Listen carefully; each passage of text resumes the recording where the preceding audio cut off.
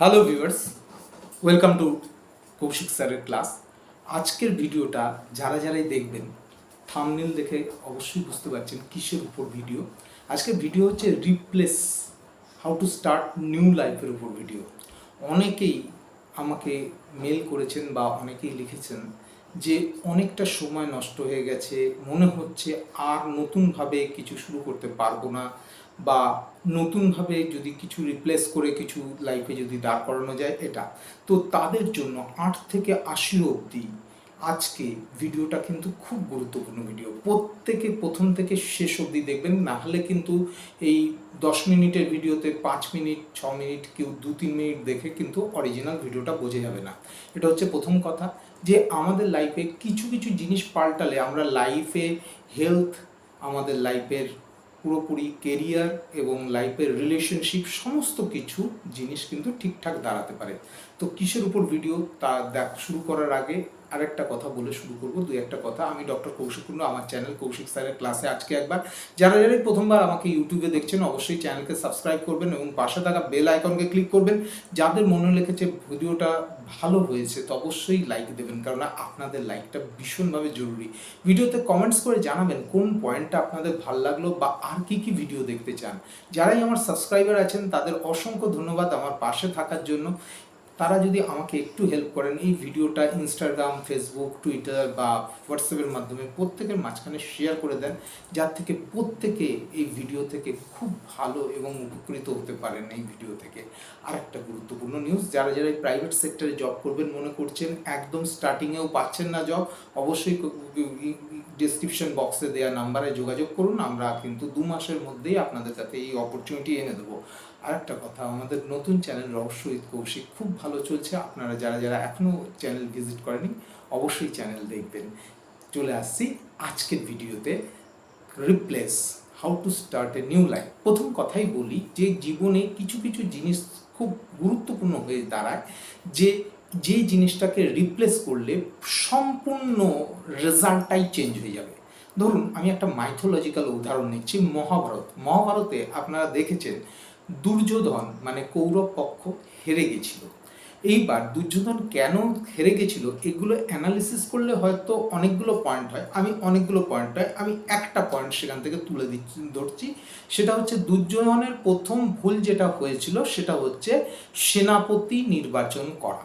তার কারণ হচ্ছে যে সেনাপতি হিসাবে তিনি পিতামহ ভীষ্ম বা গুরু দ্রোণাচার্য বা অঙ্গরাজ কর্ণকে তিনি নিযুক্ত করেছিলেন বা শল্যকে তিনি নিযুক্ত করেছিলেন, এদেরকে না নিযুক্ত করে তিনি যদি প্রথম থেকেই অশ্বত্থামাকে নিযুক্ত করতেন ওনার সেনাপতি হিসাবে, তাহলে মনে হয় কুরুক্ষেত্রের যুদ্ধটা 18 দিনে ওনার এত কিছু ঘটতো না। কেননা কি, অশ্বত্থামার মতো ডেডিকেটেড দুর্যোধনের পক্ষে আর কেউ কিন্তু হয়নি। আপনারা দেখুন খুব ভালো করে, কুরুক্ষেত্রের যুদ্ধ হয়েছিল 18 দিন। 18 দিনের যুদ্ধের মাথায় দুর্যোধন লাস্ট মোমেন্টে গদার আঘাতে ভীমের কাছে পরাস্ত হন এবং মারা যান। তিনি মারা যাওয়ার আগের মুহূর্তে তিনি অশ্বত্থামাকে নিজের সেনাপতি হিসাবে নিযুক্ত করেছিলেন এবং এই একটা রাতের মধ্যে অশ্বত্থামা কিন্তু পাণ্ডবদের যত লোক ছিল শুধুমাত্র 5 জন পাণ্ডব এবং শ্রীকৃষ্ণ ছাড়া সবাইকে কিন্তু মেরে ফেলতে সাকসেসফুল হয়েছিলেন। তার মানে বুঝতেই পারছেন, যদি অশ্বত্থামা প্রথম দিন থেকে সেনাপতি হতেন তাহলে ঘটনাটা কী হতো। আপনাদের অনেকেরই হয়তো মনে হচ্ছে অশ্বত্থামা তো চোরের মতো রাতের বেশে রাতে সেনা শিবির আক্রমণ করে ওদেরকে মেরেছিল, কিন্তু পরিষ্কার কথা, আপনারা যারা জানেন মানে এথিক্স মানেন, যে যুদ্ধর ক্ষেত্রে কোনো এথিক্স মানা হয় না। কেননা যুদ্ধটা যুদ্ধই হয়, সেখানে রাতের বেলা আক্রমণ করবে কি দিনের বেলা আক্রমণ করবে, যুদ্ধর ক্ষেত্রে কিন্তু এত এথিক্স মানা যায় না। তার মানে বুঝতেই পারছেন রিপ্লেস জিনিসটা কতটা গুরুত্বপূর্ণ। আমরা চলে আসবো আজকে 4টে রিপ্লেসমেন্টের কথা বলবো, যে 4টে রিপ্লেসমেন্ট করলে আপনারা আপনাদের কেরিয়ার, আপনারা আপনাদের পার্সোনাল লাইফ, আপনাদের রিলেশনশিপ, হেলথ সমস্ত কিছুতে গুরুত্বপূর্ণ হয়ে যাবে। তো ফার্স্ট পয়েন্ট যেটা হচ্ছে গুরুত্বপূর্ণ সেটা হচ্ছে replace influencer with the value creator. Replace influencer জিনিসটা কি, প্রথম কথাই বলি ইনফ্লুয়েন্স কারা করে। প্রথম কথায় যারা কোনো কিছু জিনিস বিক্রি করতে চায় আপনাকে, কোনো জিনিস সেল করতে চায় আপনাকে, কোনো জিনিস হয়তো আপনাকে দিতে চায়, তারাই কিন্তু ইনফ্লুয়েন্স করে। এখানে আপনি ইনফ্লুয়েন্স হচ্ছেন, আপনি কাস্টমার হয়ে যাচ্ছেন, মানে আপনাকে ইনফ্লুয়েন্স করা হচ্ছে, আপনি কাস্টমার হয়ে জিনিসটাকে পারচেস করছেন। এখানে আপনার প্রফিট কিন্তু জিরো। কেননা কি, আপনার যারা আপনাকে বিক্রি করছে তাদের টার্গেট ছিল আপনাকে বিক্রি করা, তাদের প্রফিট ইনকাম করার টার্গেট ছিল, হয়ে গেছে। কিন্তু এখান থেকে আপনি নতুন করে নিজস্ব কোনো ভ্যালু ক্রিয়েশন করতে পারছেন না। আপনাকে কি করতে হবে? ভ্যালু ক্রিয়েশন মানেটা কি?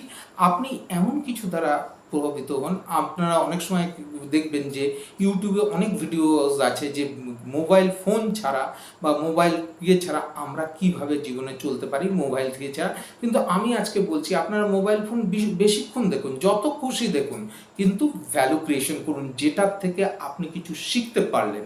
আজকে লাইফ ডিজাইন করতে পারলেন, লাইফে কিছু শিখলেন, কিছু নতুন কিছু ভাবলেন বা নতুনভাবে কিছু শুরু করলেন, তবেই কিন্তু আপনার লাইফটাকে সাকসেসফুল হবে। কারণ কি, ইনফ্লুয়েন্সার দিয়ে কোনো একটা সিরিয়াল দেখে বা কোনো একটা করে আপনাকে ইনফ্লুয়েন্স করছে তাদের টিআরপি বাড়ানোর জন্য। টিআরপি ফুল ফর্ম হচ্ছে টেলিভিশন রেটিং পয়েন্ট, এটা বাড়ানোর জন্য। সেক্ষেত্রে কিন্তু আপনার লাভ কিছু হচ্ছে না। তার চেয়ে বরঞ্চ কিছু মোটিভেশনাল বা কিছু একটা দেখে আপনার লাইফে কী হলো, আপনার কেরিয়ারের কী হলো, বা কোনো চাকরি সংক্রান্ত কিছু দেখে বা বিজনেস সংক্রান্ত কিছু দেখে, যের থেকে আপনি নতুন কিছু করতে পারেন, তবেই হচ্ছে আপনার কিন্তু সাকসেস বাই এতে। চলে আসছি সেকেন্ড পয়েন্ট, ভীষণভাবে গুরুত্বপূর্ণ। Replace toxic friend with visionary friends. Toxic friend বা কি? টক্সিক ফ্রেন্ড দু ধরনের হয়ে থাকে, জেনারেলি ভলেন্টিয়ারি এবং নন ভলেন্টিয়ারি। টক্সিক ফ্রেন্ড মানে কি? যাদের মধ্যে সবসময় খালি গসিপিং, গল্প বলতে বন্ধু হয়েছি, শুধুমাত্র গসিপ করার জন্য, কি এর কি খুঁত আছে, ওর কি খুঁত আছে, ও কি করলো, পিএনপিসি, পরনিন্দা পরচর্চা, এবং তারপরে কি হচ্ছে, এটা করে ইউ গেট নাথিং। কেননা কি, পরিষ্কার কথা, এই ধরনের ভলেন্টারি টক্সিক ফ্রেন্ড যদি থাকে আপনার লাইফে, ইউ গেট নাথিং মানে কি, এরা শুধু টাইম পাস করার জন্যই রয়েছে। এবং সবচেয়ে বড় কথা কি, আপনার জীবনের যে মূল্যবান ভ্যালুয়েবল টাইম, সেটাকে তারা কিন্তু ডিস্ট্রয় করে দিয়ে যায় এবং আপনাকেও পরিষ্কার কথা অনেকটা পিছিয়ে দিয়ে যায়। আর নন ভলেন্টিয়ারি টক্সিক ফ্রেন্ড কারা? যারা হচ্ছে এমনিতে তারা কোনো কিন্তু প্রবলেমেটিক নয় বা না, কিন্তু তাদের জীবনের সম্পূর্ণ লাইফ ধরেই হচ্ছে হতাশা জিনিসটা কি, তারা হয়তো কোনো সময় মনে করছে দূর এত পড়ে কি হবে, সেই তো নাম্বার, গতানুগতিক নাম্বার আসবে, দূর এত কষ্ট করে কি হবে, সেই তো থোর বড়ি খাড়া বড়ি থোর হবে। They are called the non voluntary toxic friend. এদের সংস্পর্শে যদি থাকেন বা এদের সংস্পর্শে যদি আপনারা যান, তাহলে কি হবে, আপনারা জীবনটাকে সমস্ত বিষয়তে আপনার কোনোটাতেই আপনি নিরাশাজনিত কারণে ভুগবেন এবং সব জায়গায় আপনার মধ্যে একটা হতাশা ভাব কাজ করবে। এটা একটা ভীষণভাবে প্রবলেম। তার থেকে যদি আপনারা ভিশনারি ফ্রেন্ড নেন, মানে কি, আপনাকে হয়তো বললো এই জিনিসটার উপর তুমি করছো না কেন, এই জিনিসটায় তোমার উৎপত্তি আছে বা এই জিনিসটায় তোমার সাকসেস পাওয়াতে পারো, তোমার এই স্কিলটা খুব ভালো, তোমার পার্সোনাল রিলেশনটা খুব ভালো, ফিয়ারটা খুব ভালো, তুমি তার উপরে কাজ করছো না কেন, তোমার এইটা জিনিসটা ভালো, বা এইভাবে করো, এইভাবে করলে আজ থেকে 5 বছর বাদে তুমি একটা বড় জায়গায় পৌঁছাতে পারবে। They are called the visionary friend, যারা হচ্ছে প্রত্যেক মুহূর্তে আপনাকে কোনো না কোনো জায়গায় বা কোনো না কোনো সেক্টরে উন্নতির দিকে ঠেলে দিচ্ছে। তার মানে বুঝতেই পারছেন, এই ধরনের টক্সিক ফ্রেন্ডকে সাইড করে যদি ভিশনারি ফ্রেন্ড নিতে পারেন, অবশ্যই জীবনে কিন্তু একটা বড় জায়গায় চলে যাবেন। কারণ নাকি এই টক্সিক ফ্রেন্ডদের রিপ্লেস করুন ভিশনারি ফ্রেন্ডরা। চলে আসছি থার্ড পয়েন্ট, খুব গুরুত্বপূর্ণ, বাই এতে। রিপ্লেসড হচ্ছে ওয়েস্টিং মানি বাই হচ্ছে ইনভেস্টিং মানি। আমরা অধিকাংশ সময় নিজেদের লাইফস্টাইল শো করতে চাই। যারই পকেটে একটু টাকা আছে, আজকে একটা গাড়ি কিনি, আজকে একটা ভালো বাইক কিনি, আজকে একটা মানে কি বলবো, খুব দামি একটা 4 হুইলার কিনি, খুব ভালো একটা বাড়ি বানাই। এগুলো হচ্ছে কি, পরিষ্কার কথা হচ্ছে আপনি ওয়েস্টিং ইওর মানি। একটা জিনিস হচ্ছে কি, কোনো জিনিস আপনার ধরুন ইনকাম আছে 30,000 কি 40,000, আপনার পক্ষে 10,000 15,000-এর মোবাইলটা কিন্তু এসেনশিয়াল। কিন্তু সেখানে যদি আপনি 1 লাখ কি 2 lakhs কি 70,000 কি 80,000 দিয়ে একটা অ্যাপেলের আইফোন কিনে ফেললেন, কিনে তারপর মাসে ইএমআই ভরছেন, তাহলে কিন্তু এটা আপনার জন্য ওয়েস্টিং মানি ছাড়া আর কিছু নয়।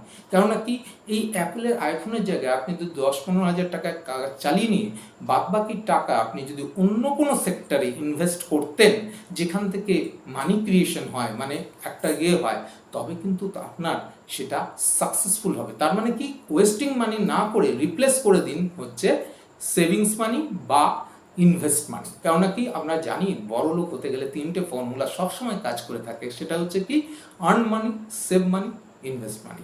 এই 3টে ফর্মুলার মধ্যে একটা ফর্মুলায় আপনাকে বললাম, যদি ওয়েস্টিং মানিটাকে রিপ্লেস করে ইনভেস্ট মানিতে করে দেওয়া যায়। চলে আসছি লাস্ট পয়েন্টে, সেটা হচ্ছে কি, রিপ্লেস ওয়াই মির জায়গায় আমরা কি করব, ওয়াই নট মি। আমরা সবসময় কি করি, অধিকাংশ কাজেই কেন আমি করব, কেন না করে কেন আমি করব না, এই জিনিসটা যদি আমরা চিন্তা করতে পারি তাহলে কিন্তু সাকসেসের জায়গায় চলে আসবো। দেখা গেল ম্যানেজার আপনাকে কোনো কাজে করার কথা বলছে, স্পেশালি আপনাকেই বলেছে, আপনার সুপিরিয়র বস, হয়তো অন্য কাউকে বলেনি। সঙ্গে সঙ্গে আপনার চিন্তা হতে হবে, কেন আমাকেই বললো, আমাকে গেলো। এটা হচ্ছে আমাদের একটা কমপ্লেক্সের জায়গা, বা আমাদের এটা যদি অন্যভাবে দেখা যায়, ধরুন ম্যানেজার সবচেয়ে ভালো কাজটা আপনাকে না দিয়ে আরেকজনকে দিল, তখন আপনার কি মনে হবে, কেন আমাকেই চয়েস করলো না, ওয়াই নট মি। এই প্রত্যেকটা ক্ষেত্রে যদি আপনি নিজের এই ব্যাপারটা চিন্তা করেন বা এই ব্যাপারটা ভাবেন, অবশ্যভাবেই আমার মনে হয় অনেকটা পরিবর্তন কিন্তু নিজের লাইফে চলে আসবে। তাহলে বন্ধুরা, যারা এই ভিডিও দেখছেন বা যারা ভিডিও শুনলেন, তাদের লাইফে যদি এরকম কোনো সমস্যা হতে থাকে, অবশ্যই এই 4টে পয়েন্টের মধ্যে একটা পয়েন্টকে নিজেদের লাইফে ইউজ করে দেখুন। আমার ধারণা আপনাদের জীবন পাল্টে যাবে, আপনাদের সোনালি দিন আসবে। খুব ভালো থাকবেন। অনেকক্ষণ আমাকে টাইম দেওয়ার জন্য অসংখ্য ধন্যবাদ। দেখা হচ্ছে পরবর্তী আরেকটা ইন্টারেস্টিং ভিডিওতে। নমস্কার।